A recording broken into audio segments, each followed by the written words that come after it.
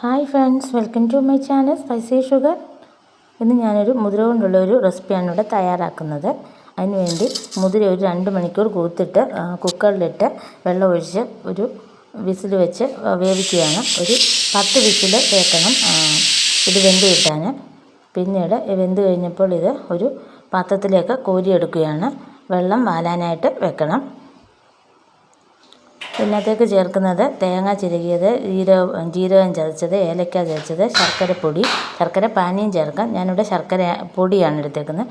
പിന്നീട് ഗ്യാസ് സ്റ്റൗവിലേക്ക് ഒരു ചീനിച്ചട്ടി വെച്ചിട്ട് അതിലേക്ക് ഈ മുതിര ഇട്ട് കൊടുക്കുകയാണ്. അതൊന്ന് വെള്ളം വാർന്നു കഴിയുമ്പോൾ അതിലേക്ക് ശർക്കരപ്പൊടി ചേർത്ത് കൊടുക്കുക.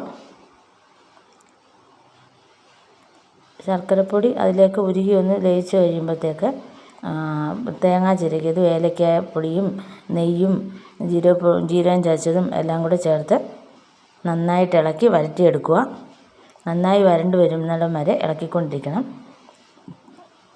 തീ കൂട്ടിയിടരുത്. തീ കൂട്ടിയിട്ടാൽ ഇത് അടിക്ക് പിടിച്ച് കരിഞ്ഞു പോകും. അതുകൊണ്ട് ചെറിയ തീയിലിട്ട് വേണം നമ്മൾ ഇളക്കി കൊടുക്കാൻ. ഇപ്പോൾ എൻ്റെ മുതിര ശർക്കര അതായത് ശർക്കര മുതിര തയ്യാറായിട്ടുണ്ട്. ഇതെല്ലാവരും ഒന്ന് ഉണ്ടാക്കി നോക്കുക. നല്ല റെസിപ്പിയാണ്. എല്ലാവർക്കും ഇഷ്ടപ്പെട്ടെങ്കിൽ താങ്ക് യു.